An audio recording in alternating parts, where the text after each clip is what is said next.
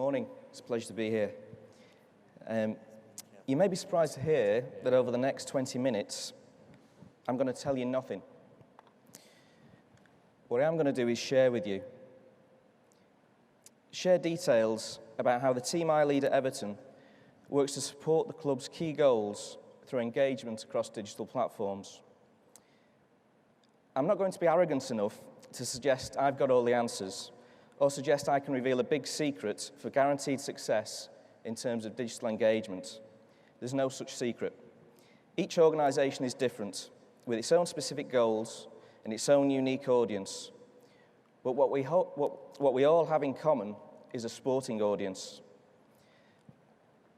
I do hope that by providing a glimpse into some of Everton's success stories over the last 12 months and the strategy behind our work, I'll provide food for thought and, just maybe, trigger in you some great ideas that could work in your given area.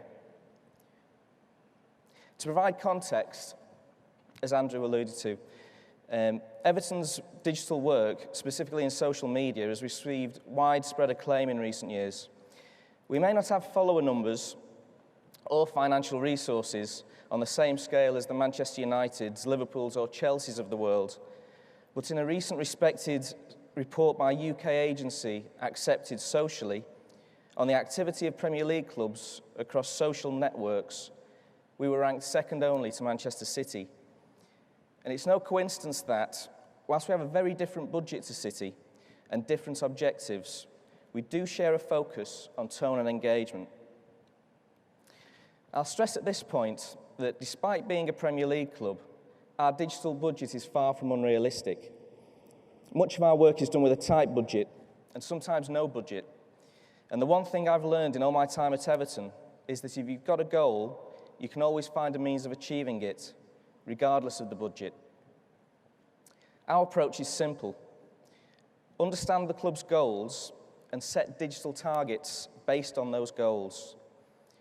At Everton, our primary focus is on filling the stadium for as many games as possible each season and helping ensure our fans are proud to be blue. Everything we do digitally is focused towards those ultimate goals, be it directly or indirectly, by supporting 4 key areas that can be summarised as knowledge, ownership and participation, memorable match day, and easy to buy from. Very similar to the 4 points Richard was alluding to earlier. They're 4 pillars that support our aim to increase revenues through ticketing, hospitality, retail, and sponsorship. That's achieved by understanding our audience and setting targets to increase their interaction with the club, as well as to grow the audience itself. Knowledge is the bedrock of everything we do. Each month, we produce analysis reports across our digital areas, including social, to develop learnings which help inform our future campaign planning. Analysing what works from an engagement perspective allows us to determine the tone, timing, and relevance of every campaign we deliver. It's our mission to deliver better results every time. And to do that, we work collaboratively with a number of departments across the club to ensure every project is delivered as part of a joined-up approach between online and offline. It's a two-way street. Digital can drive traffic to offline events and activity, and more traditional offline platforms, such as billboards and publications, can help support digital messaging and promote online engagement activity. This, in turn, helps us form a single customer view of each fan within the club's CRM system through data gathering, our digital platforms, and driving online registrations. Online is our most effective means of mapping the fan base and tracking their habits. But offline is invariably where the key activity takes place. The lines between the two are becoming increasingly blurred, which is why I do my utmost to avoid talk of digital buzz phrases that come along, such as mobile first or driving social numbers. Our preference is to maintain an equal balance across all digital devices and platforms. By working towards an approach that sees us being device agnostic and platform agnostic, we try to ensure there's a consistency of message wherever our audience may be, even if the tone of that message can be tuned to the particular device platform. We don't have a great deal of interest in vanity metrics. We believe a better measure for success is the level of engagement and the level of virality, and ultimately, those measures should help drive greater commercial return. Sometimes it seems you can't see the wood for the trees with analytics, and there is a danger of information overload. But if you're clear as to what matters to your business, then the data that matters becomes easier to discern. One thing we've learned is that you don't have to be too clever or to overthink things to deliver something which strikes a chord with people. In a former life, I was a newspaper journalist, and for every story I wrote or worked on, I asked myself a simple question: would this interest me?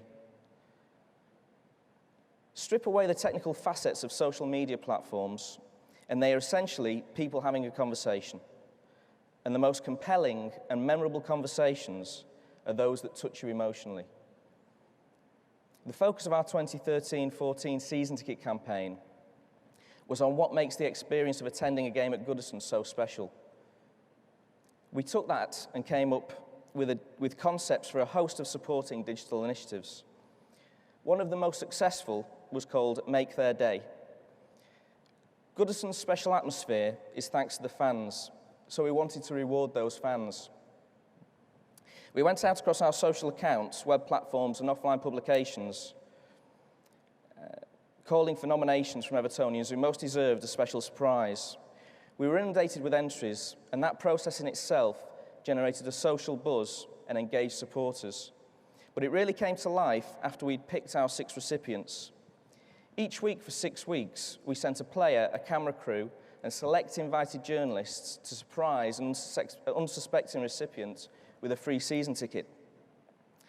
Twitter's a great tool for tantalizing and raising awareness to promote offline events, particularly when you introduce a campaign-specific hashtag. Facebook can serve a similar purpose, but really comes into its own when you have news to deliver through video.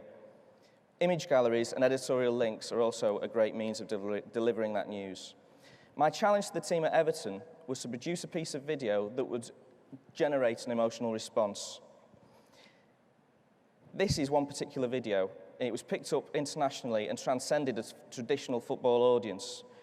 This winner had been nominated by his family because of his hours of dedication caring for his terminally ill wife. Sadly, she passed away 48 hours before England international Leighton Baines was due to pay a surprise visit to him and his wife. After talking to the members of the family who'd nominated him, it was clear they still wanted the visit to go ahead, as they believed it would help provide a fillip to lift spirits at such an awful time. The result was a heartwarming piece of video, a very human story that touched people emotionally. There was no heavy season ticket message associated with it. The video told its own story and clearly did provide a fillip for a family trying to deal with great loss. It was a visual insight into the relationship Everton has with its fans. The campaign itself was not a complicated idea, but it was well executed and underpinned everything we do in relation to tone. As a sports brand, we have something brands in any other sector would die for: a solid, almost unbreakable relationship with customers. But as I suspect we all know, maintaining the spark in a relationship is easier said than done. That's why we work hard in our communication with fans to ensure we have a light touch, a sense of humour and appreciation for our other half, as it were, everything you'd want in a successful relationship. To do that, we set guidelines for tone through the staff who manage the social platforms. We provide guidelines which give them greater freedom for spontaneity. That may seem contradictory, but if a digital team is trained in terms of the language, style, and key goals, then you can have consistency in your direct communication with fans. Spontaneity ensures immediacy, which generates trust and allows the club to capitalise more readily on opportunity.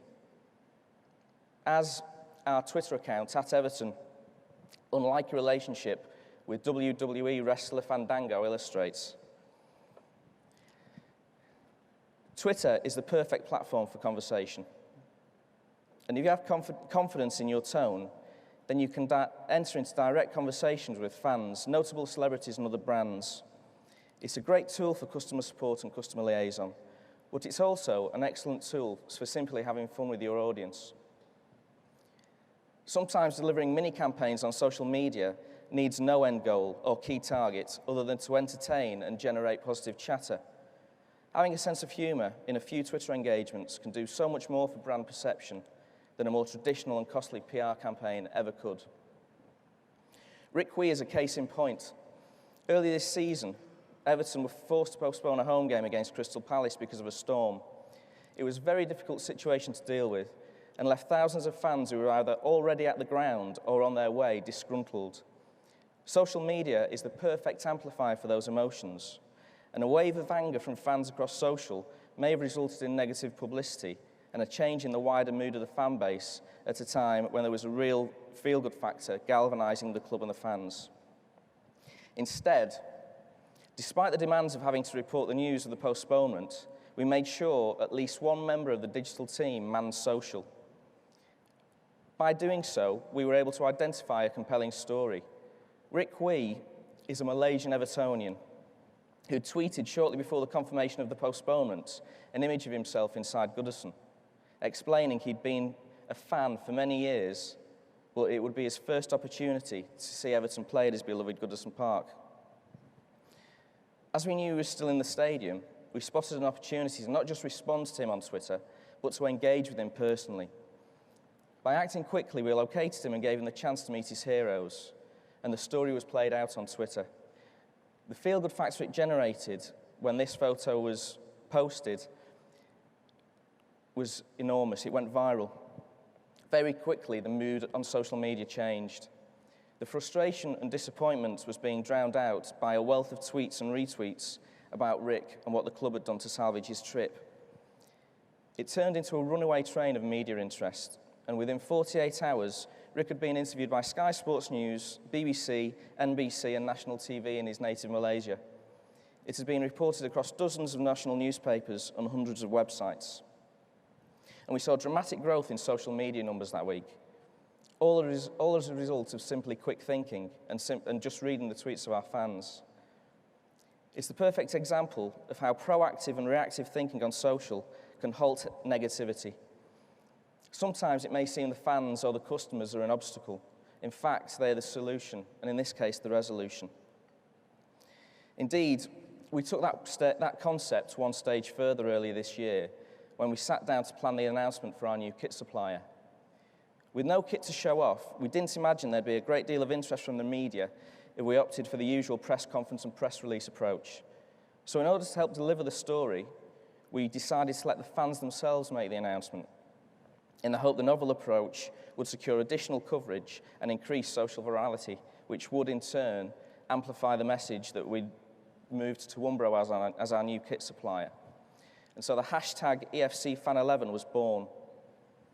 We used social analytics and our own personal knowledge to draft a list of 11 fans we knew could be key influencers on Twitter, Facebook, through supporters clubs and on fans forums. We invited them to our training ground, maintaining the secret of the announcement throughout, and told them they were in for a special day. We encouraged them to use their own personal Twitter, Instagram, Vine, and Facebook accounts, and let social media do the rest. We generated the hashtag, told the 11 to use the hashtag in all their activity, and revealed the identity of the social media handles of our 11 selected fans to the wider fan base in the 48 hours prior to the announcement, encouraging them to follow those members of the group because they would have special news to deliver. We amplified the 11's social media reporting of the day by retweeting them and posting the tweets onto our website and Facebook page. Evertonians all over the world were watching, anticipating the announcement. And in the 60 minutes before the big secret was revealed, and for the rest of that day, the hashtag was trending in the UK. And to guard against the setup being a bit too successful and the possibility of the expectation of what the announcement could be exceeding the reality, we arranged for our manager, Roberto Martinez, to be the man to greet the 11 when they arrived at Umbro's Manchester headquarters to discover the nature of the announcement. That meeting itself was streamed live on our YouTube channel, with Sky Sports cameras delivering their own news reports within 30 minutes of the event, and the 11 fans tweeting relentlessly. The key influencers had done their job, and in the 72 hours after the announcement, a new hashtag #UmbroAFC, was introduced and adopted by thousands of fans.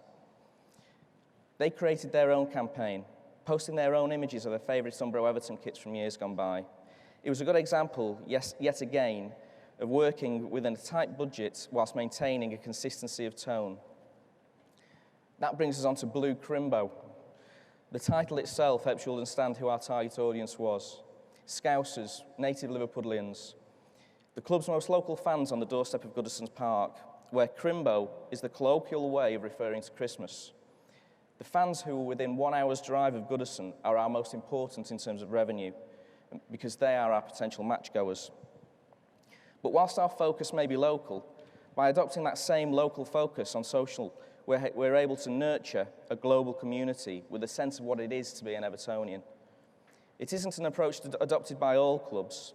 Indeed, a number of clubs with different goals, namely growing numbers internationally, take a very different approach. Liverpool, for instance, our neighbours across the park, have a primary focus on international audience, and so have social media accounts in dozens of countries manned by fans in that specific territory, so the tone of their communication to their audience is very local.